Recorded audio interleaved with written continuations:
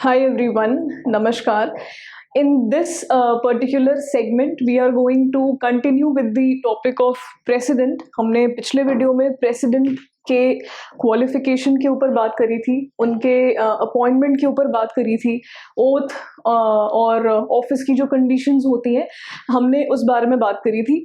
Next जो topics थे वो impeachment, vacancy, powers and functions of president और जो प्रेसिडेंट की कॉन्स्टिट्यूशनल पोजीशन होती है हमें उसके बारे में बात करना है, राइट. तो इस वीडियो में ये भी दूसरा पार्ट होगा, एक और पार्ट आएगा प्रेसिडेंट का. It's a very important topic, काफी बड़ा टॉपिक है, कॉन्सेप्चुअल टॉपिक है, इसलिए we will be covering it in detail, right. तो चलिए इम्पीचमेंट से स्टार्ट करते हैं. Now what do we mean by the term impeachment?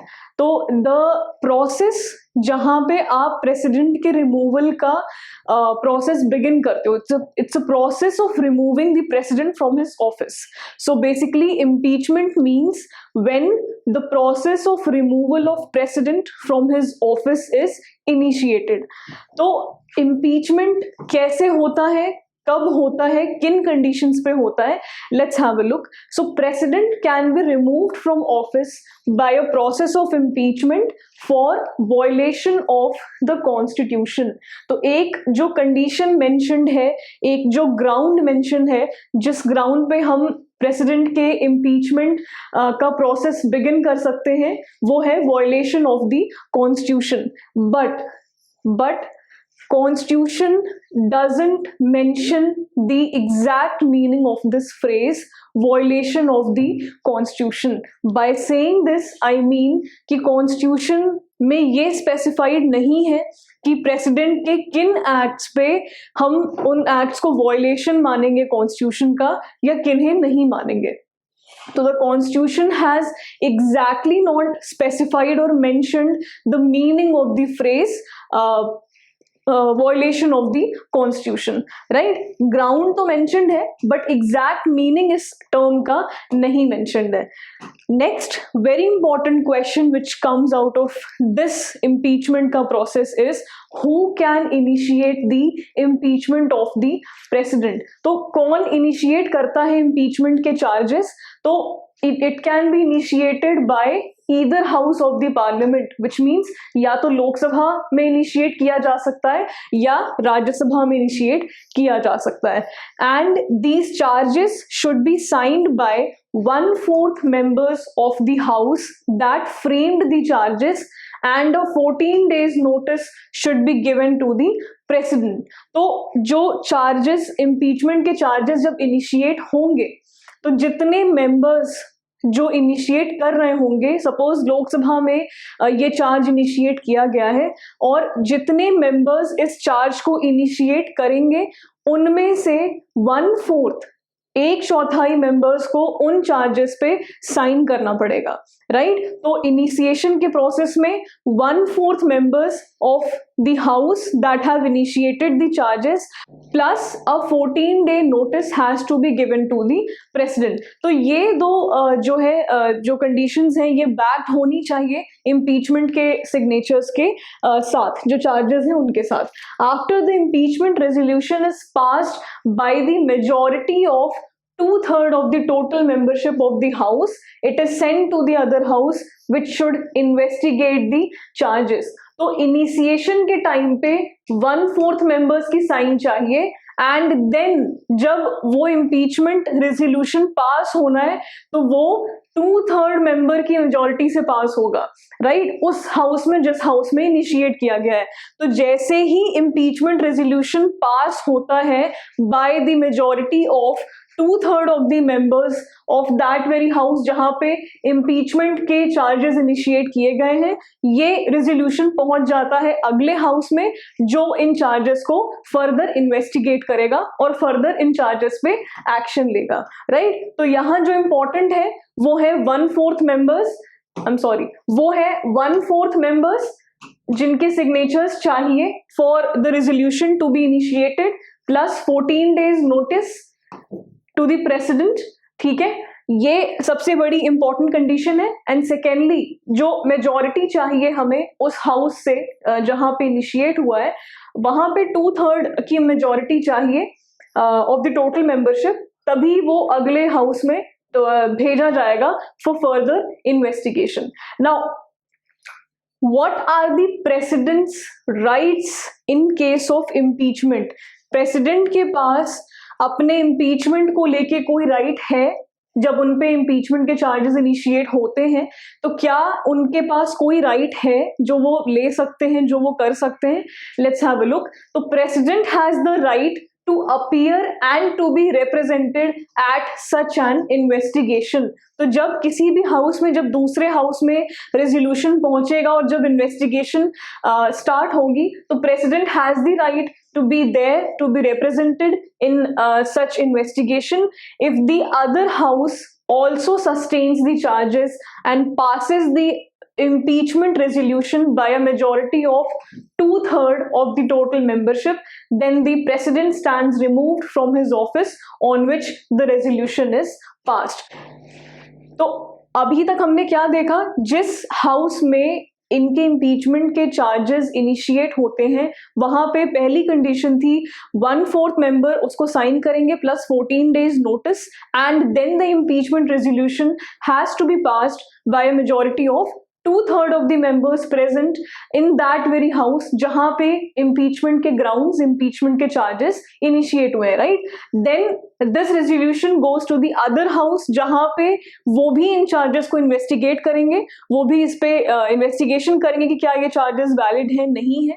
और if they find these charges to be valid, अगर ये charges impeachment के valid लगते हैं दूसरे हाउस को भी, then they will also have to pass the resolution by a majority of 2/3, मतलब 2/3 of the total member of the house, right? और जहां उन्होंने इस impeachment को 2/3 majority से पास किया, the president stands impeached from his office. तो president then and there itself he is removed from his office. और president की जो right है वो यही है कि वो investigation के time पे he has the right to appear and right to be represented, right?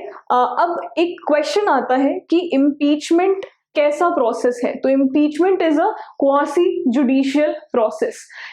So impeachment is a quasi judicial process, और यहाँ पे दो चीजें बहुत इंपॉर्टेंट चीजें हैं, पॉइंट्स हैं which has to be kept in mind.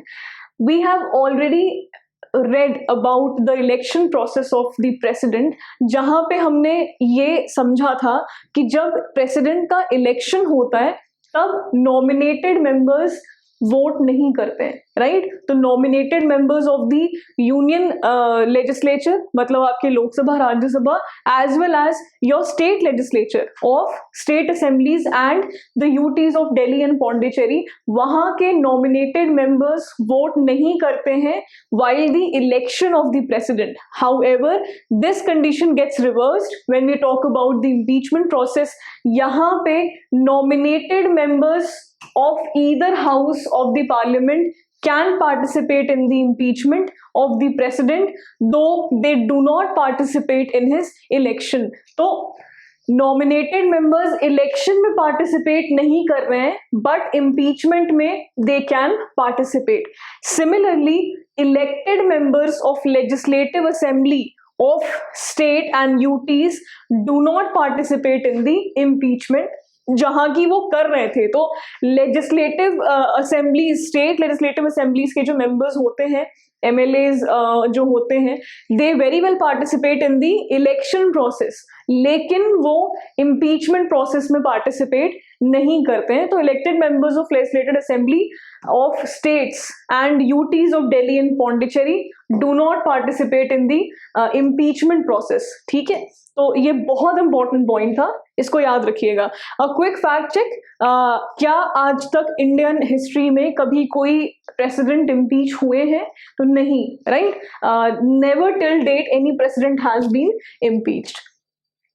चलिए, let's talk about the vacancy in the president's office. तो किन किन तरीकों से प्रेसिडेंट की ऑफिस में वेकेंसी हो सकती है? How can vacancy be created in the office of president. तो पहला है अगर उनका टेन्योर ही खत्म हो जाए, उनका 5 साल का टर्म होता है प्रेसिडेंट का, तो अगर 5 साल पूरे हो जाए तो then the vacancy can be created. Second is by his resignation, अगर वो वाइस प्रेसिडेंट को रेजिग्नेशन अपना सबमिट कर देते हैं तो वैकेंसी आ सकती है। Third is on his removal by process of impeachment, अगर उनको इम्पीच कर दिया जाए, उन्हें रिमूव कर दिया जाए उनके ऑफिस से, तब वैकेंसी क्रिएट होती है। Fourth is upon his death, right? And fifth is otherwise, for example, when he becomes disqualified to hold office or when his election is declared void. ठीक है, तो ये 5 केसेस हैं जहां पे वैकेंसी क्रिएट की जा सकती है प्रेसिडेंट की ऑफिस में। चलिए, तो पहले पॉइंट पे आते हैं। जब एक्सपायर होता है प्रेसिडेंट का टर्म, अगर किसी सिटिंग प्रेसिडेंट के ऑफिस का टेन्योर एक्सपायर होता है, अगर 5 साल से ऊपर हो जाता है, देन उस कंडीशन में जब वैकेंसी क्रिएट होती है तो क्या करना है, लेट्स हैव अ लुक। तो when the vacancy is going to be caused by expiration of the term of the sitting president, an election to fill the vacancy must be held before the expiration of the term. तो उनके expiration से पहले ही एक election होना चाहिए। Sitting president के होते हुए उनके टर्म 5 साल खत्म होने से पहले ही एक इलेक्शन कंडक्ट होना चाहिए। In case of any delay in conducting the election of president by any reason, the outgoing president continues to hold the office beyond his term. In case किसी स्पेशल सिनेरियो में, किसी extraordinary condition में अगर ये election delay हो जाता है किसी भी रीजन से, तो जो सिटिंग प्रेसिडेंट हैं he will continue to hold his office even beyond his 5 term का टेन्योर। तो अगर वो टेन्योर 5 साल से ऊपर का भी हो रहा है and he has to hold his office, तो उन्हें होल्ड करना पड़ेगा। This provision is provided by constitution in order to prevent an interregnum. तो इंटररेग्नम क्या है? इंटररेग्नम इज अ सिचुएशन जहां पे वाइस प्रेसिडेंट को अपॉर्चुनिटी नहीं मिलती है कि वो आए और वो प्रेसिडेंट की तरह एक्ट करें या उनके फंक्शंस को डिस्चार्ज करें, राइट? तो sitting president has to hold his office till his successor comes, till the new president is appointed। जब तक नए प्रेसिडेंट इलेक्ट नहीं होते, अपॉइंट नहीं होते, जो सिटिंग प्रेसिडेंट हैं, इवन बियॉन्ड हिज 5 टर्म का tenure, he has to sit, he has to hold and discharge his functions, right? तो ये बहुत तरीके से बिल्कुल मेंशन्ड है कॉन्स्टिट्यूशन में। नाउ अनदर जो वैकेंसी के रीजंस थे वो थे रेजिग्नेशन, रिमूवल, इम्पीचमेंट, या उनकी अगर डेथ हो जाती है। तो इन कंडीशंस में किस तरीके से ऑफिस चलेगी प्रेसिडेंट की? तो अगर रेजिग्नेशन, रिमूवल या डेथ और अदरवाइज ऑफिस जो है वेकेंट होती है इन रीजंस की वजह से, तो election has to be held within 6 months from the date of occurrence of such a vacancy। Immediate election नहीं, बट 6 महीने का पीरियड दिया जाएगा जिस दिन से वैकेंसी स्टार्ट हो रही है, जिस दिन से ऑफिस वेकेंट हो रहा है, टिल उसके 6 महीने तक। तो within a period of 6 months an election has to be conducted and the newly elected president remains in office for a full term of 5 years। तो जब वैकेंसी क्रिएट हो रही है रेजिग्नेशन, रिमूवल या डेथ की वजह से, suppose sitting president है, 2 साल के बाद उन्होंने रिजाइन कर दिया, right? He has resign, he has been removed, तो उस कंडीशन में when within a period of 6 months from the date he is removed or he resigns, from that date itself till 6 months, उस date से लेके 6 महीने के बीच में presidential elections फिर से कराए जाएंगे और जो नए प्रेसिडेंट होंगे he will hold the office for 5 years, not for 3 years, क्योंकि पुराने जो प्रेसिडेंट थे वो 2 साल के बाद उन्होंने रिजाइन किया। But the new elected president will be a full-term president. He will be sitting in his office for a full term of 5 years, right? तो ये भी इम्पोर्टेंट पॉइंट है। कई बार कॉन्सेप्ट्स के हिसाब से क्वेश्चन जैसे घुमा के पूछे जाते हैं।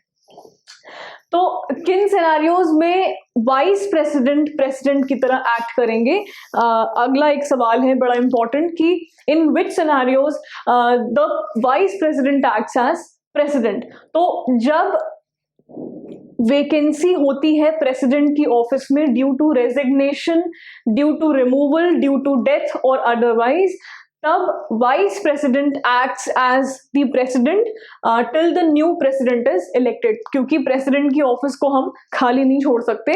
तो क्योंकि उनके रेजिग्नेशन, रिमूवल या जिस दिन से वो रिमूव हो रहे हैं उस दिन से लेके 6 months का टाइम है for the election and for the new president to be elected. तो इस पीरियड में vice president acts as the president. और when another condition जब vice president can act as the president, जब sitting president is unable to discharge his function due to absence, illness और any other cause, then also vice president resumes his office. तो वो उनके conditions, उनके functions को discharge करते हैं। चलिए, अब ये तो हो गई बात कि अगर प्रेसिडेंट एब्सेंट हैं या इलनेस की वजह से या वेकेंट है उनकी ऑफिस, तो उस कंडीशन में वाइस प्रेसिडेंट एक्ट करते हैं। But what if vice president is also, उनकी भी ऑफिस वेकेंट है, अगर वो भी अवेलेबल नहीं है, तब प्रेसिडेंट की ऑफिस को कौन अज्यूम करेगा? इन that case the chief justice of India, he assumes the charge of the president. He will be discharging the functions of the president. Now अगर CJI भी नहीं है available for some reason, अगर CJI भी नहीं है available, then the senior most judge of the Supreme Court वो president की तरह act करेंगे till the president himself he assumes the charges, right?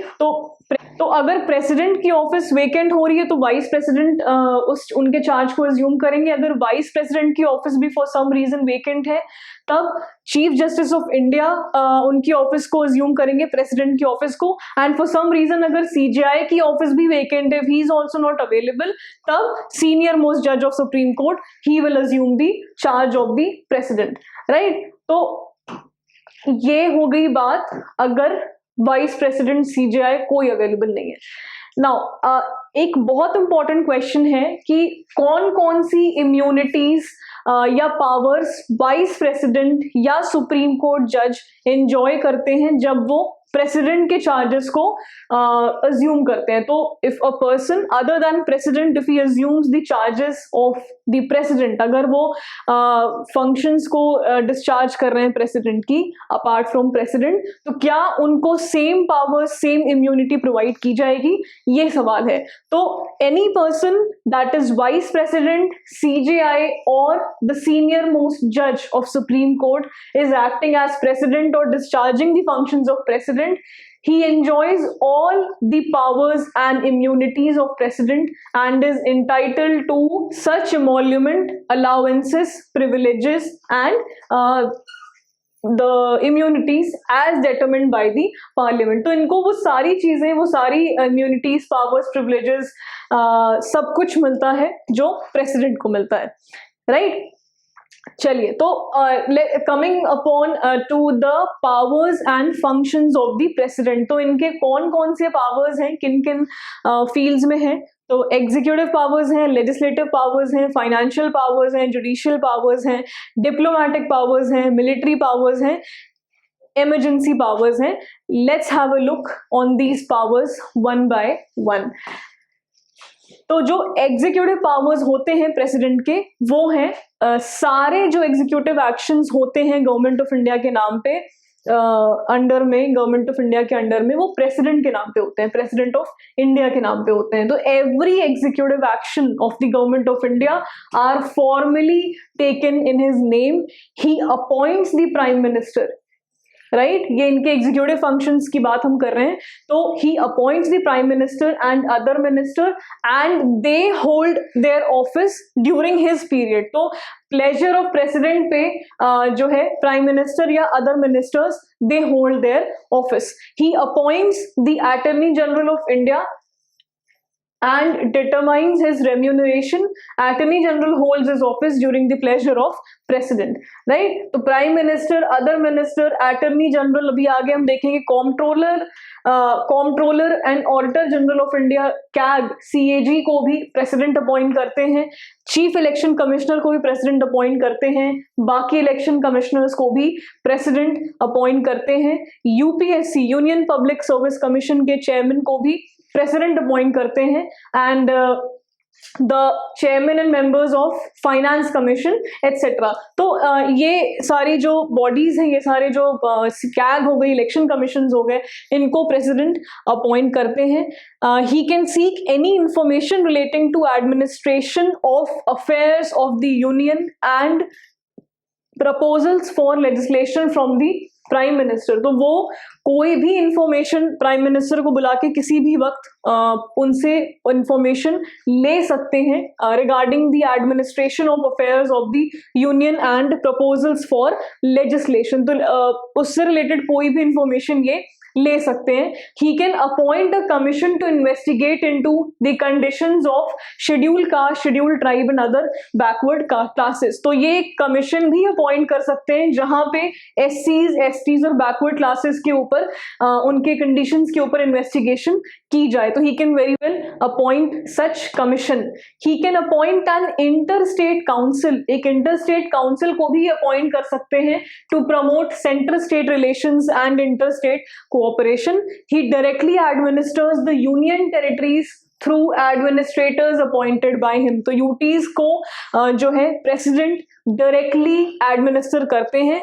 He can declare any scheduled area and has powers with respect to administration of scheduled area and tribal area. तो scheduled area को president ही declare करते हैं और president के पास ये पूरी power है कि वो उस scheduled area या ट्राइबल एरिया के रिस्पेक्ट में एडमिनिस्ट्रेशन पे काम कर सकें। He can summon or prorogue the parliament and dissolve the Lok Sabha. Start कर सकते हैं, रोक सकते हैं सेशन को, ठीक है। समन और prorogue the parliament session and dissolve the Lok Sabha. He can summon a joint sitting of both the houses, मतलब लोकसभा और राज्यसभा की जो जॉइंट सिटिंग होती है, he can summon that joint sitting also which is preceded over by the speaker of the Lok Sabha, presided over by the speaker of Lok Sabha. He can address the parliament at commencement of first session after each general election and first session of each year। तो ये इनके executive roles हैं जो इन्हें करने होते हैं। He can these are the legislative roles जो अब हम बात कर रहे हैं ना कि he can prorogue the parliament, he can summon the parliament, he can summon the joint sitting of the house of parliament, ये इनके legislative powers हैं। Then he can send messages to the house of parliament whether with respect to a bill pending in the parliament to or otherwise, मतलब he can seek information or he can send messages relating to a bill which is pending in the parliament। ये इसके बारे में भी बात कर सकते हैं।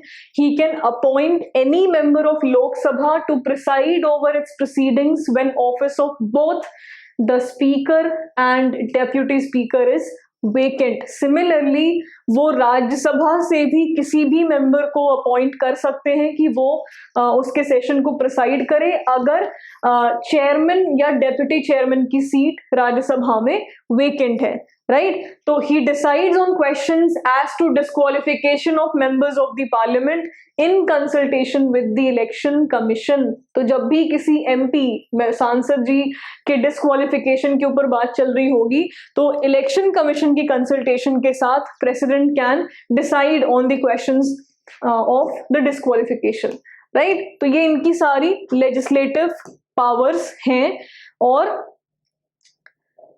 उनकी प्रायर रिकमेंडेशन चाहिए, उनकी प्रायर permission चाहिए to introduce certain type of bill in the parliament. For example, a bill which is involving the expenditure from consolidated fund of India, or a bill which is required, which is passed, which is waiting for his recommendation based on the alteration of boundaries of states या creation of a new state। तो जब भी कोई नया state बनना होगा या किसी स्टेट की बाउंड्री को ऑल्टर करना होगा या अगर हमें कंसोलिडेटेड फंड ऑफ इंडिया से एक्सपेंडिचर निकालना है, इन दीज केसेस ये सभी बिल पास होने के लिए उनकी प्रायर रिकमेंडेशन चाहिए, नॉट पास होने के लिए, इंट्रोड्यूस होने के लिए। तो these bills need a prior recommendation, a prior permission of the president of India for them to be introduced in the house, right? When a bill is sent to the president after it has been passed by the parliament, he can do certain things. तो जब भी एक bill president के पास पहुंचता है, जब वो parliament से पास हो जाता है, तो वो प्रेसिडेंट के पास पहुंचता है उनकी परमिशन के लिए, उनके सिग्नेचर्स के लिए। तो प्रेसिडेंट 4 चीजें कर सकते हैं, उनके पास 4 ऑप्शंस हैं। पहला, वो इस बिल को असेंट दे सकते हैं, परमिट दे सकते हैं, राइट? दूसरा, he can hold his assent to the bill, वो कुछ नहीं करेंगे, वो बिल को होल्ड कर लेंगे। Third is return the bill if it is not a money bill. Money bill के केस में उनको अपनी असेंट देनी पड़ेगी, एक एक्स्ट्रा ऑर्डिनरी कंडीशन होती है, ठीक है? मनी बिल के केस में इनको अपनी असेंट देनी पड़ेगी, उनके पास होल्ड करने का या कैंसिल करने का कोई ऐसा पावर नहीं है। But apart from money bill, he can return any bill for the consideration of parliament, for the reconsideration of parliament. He can very well send the bill to the parliament and ask for the reconsideration, or he can suggest some amendments to the bill. However, if the bill is passed again by the parliament with or without the amendments, the president has to give his assent. तो अगर president उस bill को parliament के पास दोबारा भेजते हैं for reconsideration, और if he suggest some corrections in the bill, और पार्लियामेंट उसको दोबारा प्रेसिडेंट के पास भेजती है विद और विदाउट दोज अमेंडमेंट्स, राइट? वो उन अमेंडमेंट्स को कर भी सकते हैं, उन अमेंडमेंट्स को नहीं भी कर सकते हैं। उस केस में president then has to give his assent to the bill. तब उनके पास ऑप्शन नहीं रहता कि वो उस बिल को रोक लें या उस पर असेंट न दे। तो दीज आर दी 4 थिंग्स, ये 4 लेजिस्लेटिव पावर्स थे इनके। स्टेट लेजिस्लेचर के केस में जब एक बिल पास होता है स्टेट लेजिस्लेचर से और रिजर्व कर लेते हैं गवर्नर उस स्टेट के for the consideration of president, then president have 3 powers. पहला, again he can give his assent, उस बिल को असेंट दे सकते हैं। दूसरा, he can withhold his assent to the bill, उसको रोक सकते हैं। और तीसरा, he can direct the governor to return the bill if it is not a money bill for reconsideration to the state legislature. तो स्टेट लेजिस्लेचर के case में भी और पार्लियामेंट के केस में चीजें ऑलमोस्ट सिमिलर है, सिर्फ एक डिफरेंस है, उस डिफरेंस को ही याद रखिएगा, बाकी चीजें तो याद रहती हैं। See you have to remember the extraordinary points. आप अगर स्पेशल पॉइंट्स या जो एक एक बहुत इंपॉर्टेंट डिफरेंस होते हैं ना किन्हीं 2 चीजों में, if you only remember that point, मतलब it will be a cakewalk for you in that case, ठीक है? तो हमने पार्लियामेंट के केस में क्या समझा था? अगर president, if the bill is not a money bill and the president is sending the bill again back to the parliament for reconsideration, and if the bill again comes back to the president with or without those amendments, with or without those corrections जो कि president ने शायद suggest किए होंगे, president has to sign that bill again। वो फिर उनके पास कोई ऐसी power नहीं है कि वो उस bill को hold कर लें या cancel कर दें या again भेज दें। state legislature के केस में प्रेसिडेंट गवर्नर को बोलेंगे कि आप ये बिल स्टेट लेजिस्लेटिव असेंबली में दीजिए for certain conditions, for certain corrections. But again अगर उनके पास वहां से बिल आता है, अगर स्टेट लेजिस्लेचर प्रेसिडेंट को वापस बिल देता है, देन प्रेसिडेंट के लिए ये ऑब्लिगेटरी नहीं है कि वो उस बिल को साइन करें, जो कि पार्लियामेंट के केस में प्रेसिडेंट इज ऑब्लिगेटेड, प्रेसिडेंट के ऊपर ऑब्लिगेशन है कि उन्हें उस बिल को असेंट देना पड़ेगा। इस केस में it is not obligatory for president to give his assent even if the bill is again pass by state legislature and sent again to him for his consideration, right? So this was a major difference, a very important difference. Please remember. he can promulgate ordinances when parliament is not in session. तो वो ordinances under article 123 123 president के पास ordinance making power होती है, आगे हम बात करेंगे इस बारे में। तो वो प्रोमलगेट कर सकते हैं ऑर्डिनेंसेस को जब पार्लियामेंट सेशन में नहीं होता है, और जैसे ही रीअसेंबली होती है पार्लियामेंट की, तो उन ऑर्डिनेंसेस को पार्लियामेंट को अप्रूव करना है within 6 weeks from its reassembly. He can also withdraw an ordinance at any time. मतलब ये promulgate भी कर सकते हैं और withdraw भी कर सकते हैं, right?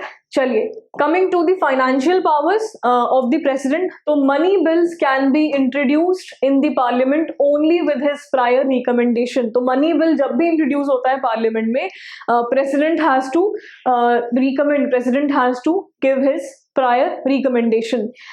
Then annual financial statement या यूनियन बजट जो होता है हर साल का, वो प्रेसिडेंट ही पार्लियामेंट के सामने हर साल ले आते हैं। No demand for grant can be made except his recommendation. तो डिमांड फॉर ग्रांट्स उनकी रिकमेंडेशन के बिना कोई भी हाउस नहीं कर सकती। He can make advances out of contingency fund of India to meet the unforeseen expenditure. तो किसी भी अनफोर्सीन कंडीशन में अगर अनफोर्सीन एक्सपेंडिचर करना है, तो कंटिजेंसी फंड ऑफ इंडिया से जो है एडवांसेस निकालने के लिए president is very well having those powers. He constitutes a finance commission every 5 years। तो फाइनेंस कमीशन का कॉन्स्टिट्यूशन प्रेसिडेंट ही करते हैं हर 5 साल पे, और to recommend the distribution in between state and centre. Next, talking about the judicial powers of the president, he appoints the chief justice of India and the judges of Supreme Court and High Court। ये इनकी judicial power है। Chief justice of India को appoint president करते हैं, supreme court और high court के जजेस को अपॉइंट प्रेसिडेंट करते हैं।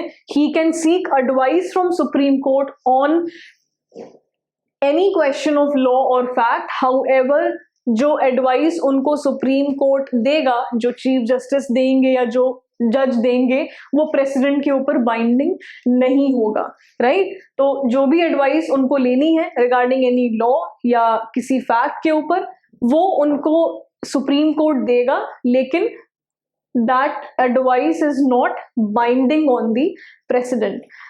Next is he can grant pardon, reprieve, respite and रेमिशन of punishment or suspend, remit or commute the sentence of any person convicted of any offense। तो if a person has been convicted of any offense, अगर उन पे किसी offense के charges हैं, वो convicted है, तो उस केस में प्रेसिडेंट उनके सेंटेंस को रिप्राइव, पार्डन,